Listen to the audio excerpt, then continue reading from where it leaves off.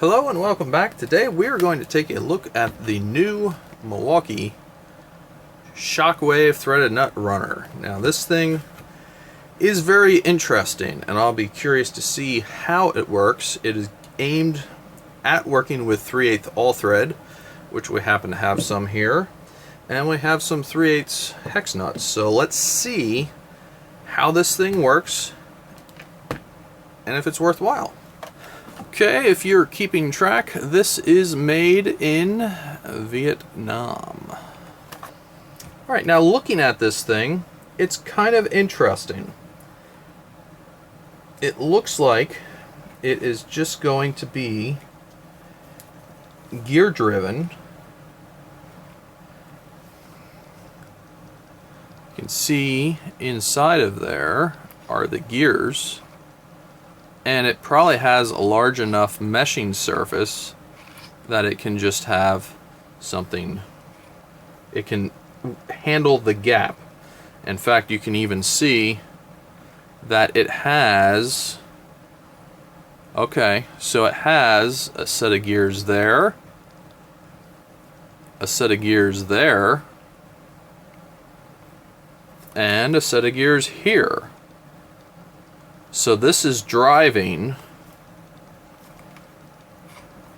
3 sets of gears. I'm sure the way this works is the main gear here on this end is driving the other gears, and it just sends everything round and round. So it looks like it's very well lubricated right from factory. They do tell you with the graphic there not to put the old finger in there because you might have one less, which actually, to be fair, if you did get pinched by this thing, that would very much ruin your day. So something to keep track of with this. Now if we go and put a 3/8 16 nut in there, you can see that that nut is standing proud, which is actually a good thing, because when you go to say tighten this up to a piece of unistrut, which is what we're gonna do, we're gonna take this piece of unistrut that we have here and we're gonna go ahead and tighten this all thread. We're gonna run it all the way up just to see how it wants to stay put on here and how it all works, and then we're going to give it the old ugga-dugga and let it get tight, and we'll go over and we'll see how tight it really is. So we'll have this set something like this with a nut, and then what we'll do is we'll go over to the vise with our torque wrench and we'll see how tight we were able to get this with the ugga-dugga. So first, let's just take a look at how this thing works, and then we'll get into running some nuts with it. Alright, so we've got some hardware here, and we have our rod driver. Now we have an ugga-dugga set to 3, and this is your 1/4 inch hex input. Obviously you need to hold this or it will just spin, but there is some load to this, which is interesting. So you're gonna obviously have some mechanical loss, but anything that's geared, you're gonna have this sort of thing going on with it, because a geared ratio and one that's robust enough to take impacting is gonna have some lag. So now this is gonna be a little quirky if you're going to get your impact off of it. So you tighten up, you're gonna have to turn your impact to get it out of the rod, which we'll take a closer look at in a bit. Alright, so let's just get into this thing and see how it works. So what we're gonna do is we're gonna start a regular 3/8 nut on this all thread, and we're gonna throw a washer, flat washer on there the proper way, and we're going to go ahead and set that in our unistrut just like that. Now, that is going to be sitting there, and I'm not going to get all this into frame, it doesn't look like. But what we should be able to do is start our other washer, and we're going to start this other hex nut on the rod all the way down here, and I'm going to run this part way up, and then we're gonna reframe everything here. I ran it backwards. So here we go. We're just gonna run this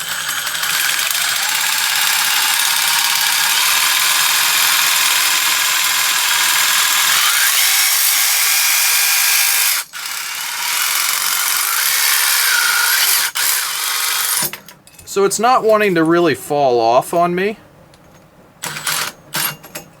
It's actually not all that bad. So now what we're going to do is I'm going to try and get all this in frame. And we've got our rod ready to get tightened on this piece of unistrut. So now what we're going to do, so now what we'll do is we'll just run this all the way up and see how tight we can get it.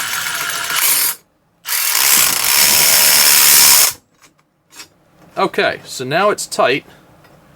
We crushed the washers, which I was kind of wondering if it would. So now we can see that the tool is on here. So now what can we do to get that off is just run it a little bit and it comes off. So now let's go see how tight did this get. And if we look, you can see I dished that in there pretty good. That washer is very sunk tight. So we'll go over to the vise and see how tight we got. Okay, we are back at the vise. Now what we're going to do is we're going to just start pulling on this, and we're going to see how much force it takes to break this loose.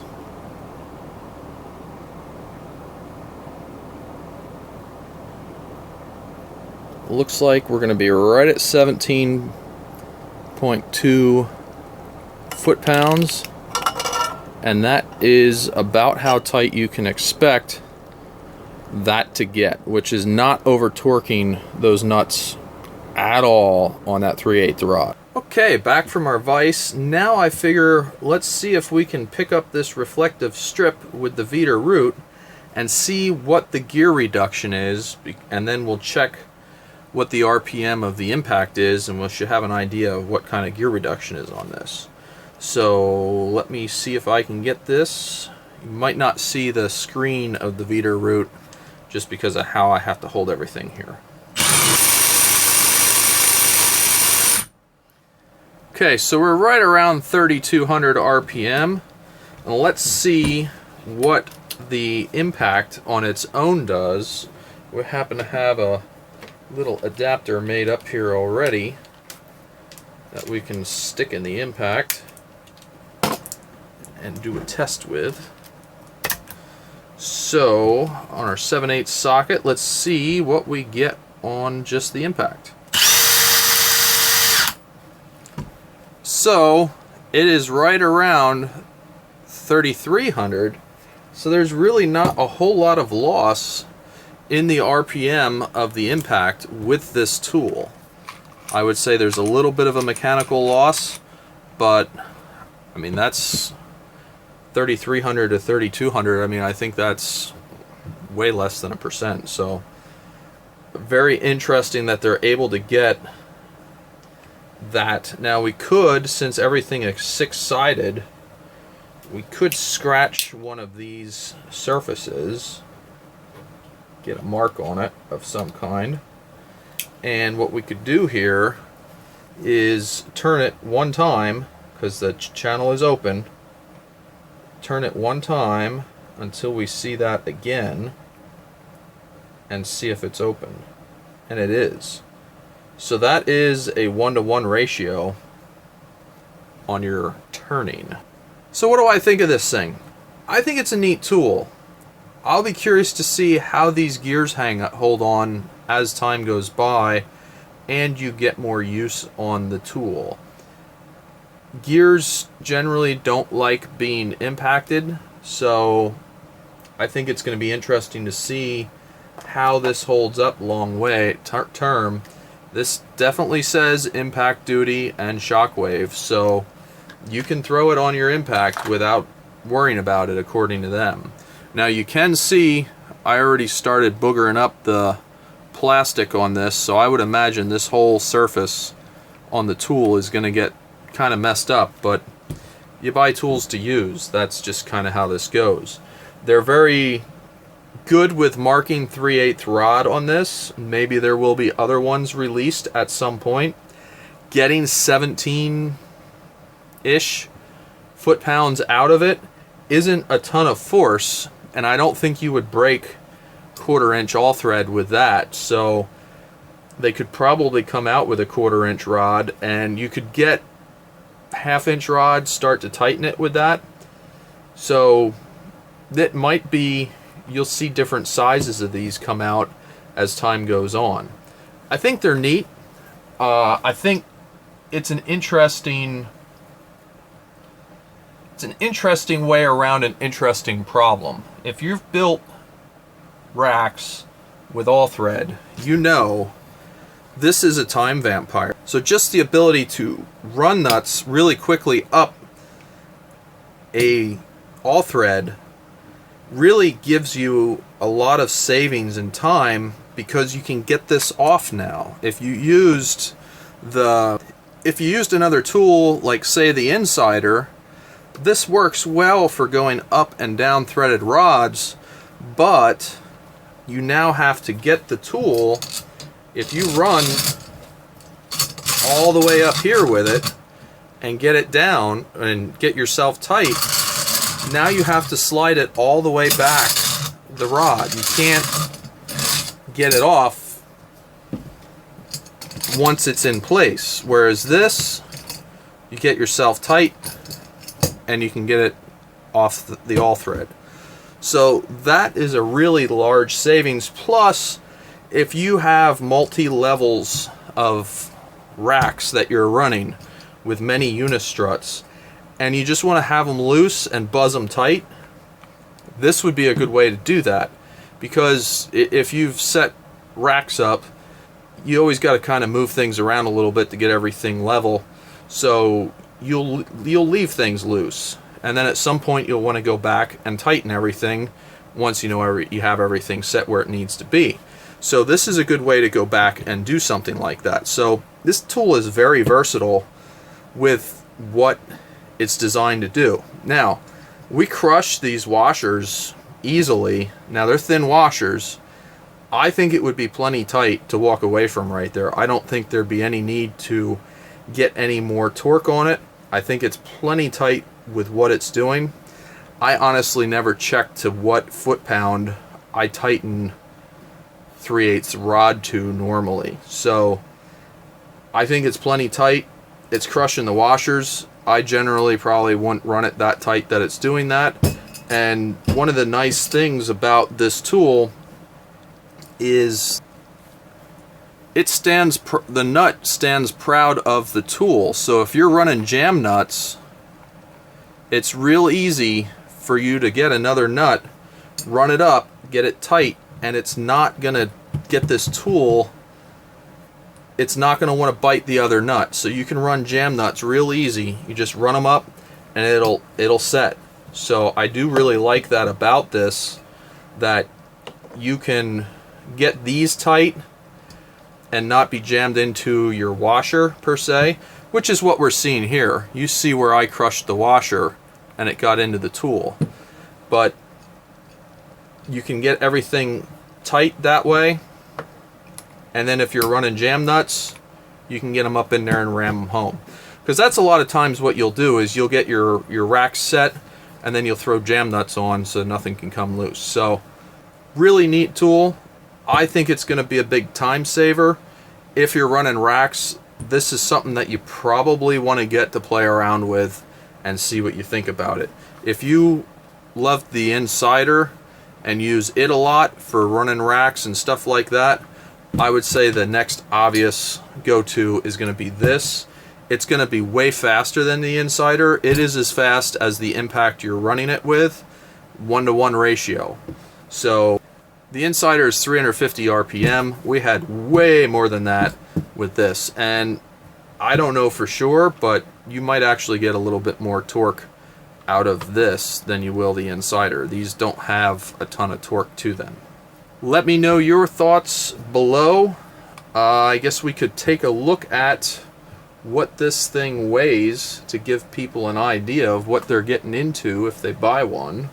If you bought yourself one of these, you can expect to carry an additional 11.5 ounces in your tool carry. This thing's got some weight to it, but it almost needs to in order to have that robust gear train that can handle the impact. So it kind of makes sense that it would have some weight to it. Another thing that I see here that I like is they have a metal guard all the way down through here in the gullet. So as I slide this up and down in here, that's all metal. You can see that. I kind of did that to get some shine on it. You can see all the way through here is metal, and of course there's your gear for driving the nut. So that's metal for most of it. There's a little bit of plastic right here. Let's take a look with our Shore-D durometer tester how hard the plastic is on this tool. And we have two different colors. We have the red and we have the black. So the red is coming in at about a 71 there, about a 76, about a 76, so that's probably a 76. And I gotta get some that has some flat to it here. Looks like the black is about the same, 74, 75. So that's your durometer. Does this have glass fiber in it? Let's take a look and see what we hear. It does not. I can just scrape that off with the knife, and I don't feel any fibers grabbing into the knife with that. So no glass fiber, but you are at about a 75 or so on the Shore-D durometer. 1/4-inch hex drive on here has a decent standoff. You don't want this directly into your tool, because if you are working with racks, you want this to be out a little bit. You don't want to be jammed in there, because if you're working multiple layers, you want the tool away from that strut a little bit. So that is a nice thing to see. Speaking of strut, what is our outside dimension of this? And we're looking at just shy of 1 7/8 with these pieces that stick out that way. And this way we are just over 2 1/8. So this has, if you were this way, you'd have plenty of space, and if you're this way, you still, and this way, you can see the tool is about the same as your 1 5/8 strut. It's just a little bit wider, but not a ton. So if you're coming in from the end and the strut's tight in a position, you should still be able to get it for the most part. It's just a little bit wider than the 1 5/8 strut. Looking at our washers that we tightened up into, you can kind of see the hex through the bottom. They tighten good. I don't think there's really any problem there with getting tight enough if you're building racks. Now, I realize if you're serious about building racks, you're going to have some square washers and you're going to get tight, but I thought it might be good to test with these cheaper flats just to see if the tool would have enough torque in it to squash them, and it did, so that's good. Let me know in the comments below, what other things would you like to see in a tool like this? These are the sorts of things that are just interesting because it's the first of its type. There's always going to be some sort of coulda, shoulda, woulda, but overall I think they kind of captured what you would want for running racks in industry. Tell me what your thoughts are below. Do you have one of these? Were you looking at getting one? Did you blow it up yet? How did it fail? I'd be curious to know. Those are all things that until you get one and use it a bit, you're not going to know what its weak points are. Now, I can say there's really not a lot of relief in this hex. And if we look at what was driven by the tool, here's the nut that was driven by the tool. You can see that it is definitely stressing those corners of this nut. I'm not going to say it's rounding them off, but I'm going to say that I can see there's some stress on them. So that is to be expected when the corners are made that way. And if you have 3/8 nuts that have kind of a burr on them, you may have a little bit of difficulty getting them into this tool.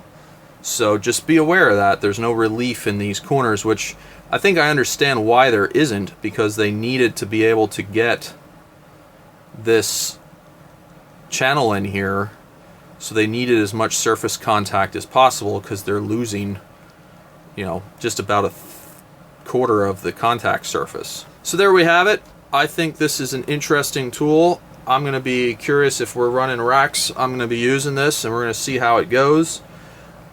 I wonder how it'll be when you lay into it for a little bit, trying to loosen something, or if there's something that is repetitive and tightening, if there's going to be any problems with this gear train. Right now, we used it. It's making the same noises it made when we started, so I don't see any major issues here. 1-to-1 ratio, so it definitely does turn pretty quick. Let me know what your thoughts are in the comments below. I think this is neat. I like the thought that went into it. They have a few things taken care of that would be a concern. The fastener standing proud, as it were, of the tool itself. You can see the nut there, and it's not all the way into the tool. And I like that they have the metal down inside of there, so that when you're running this up and down, this doesn't mar up your tool. So as always, thanks for watching, and have a great day.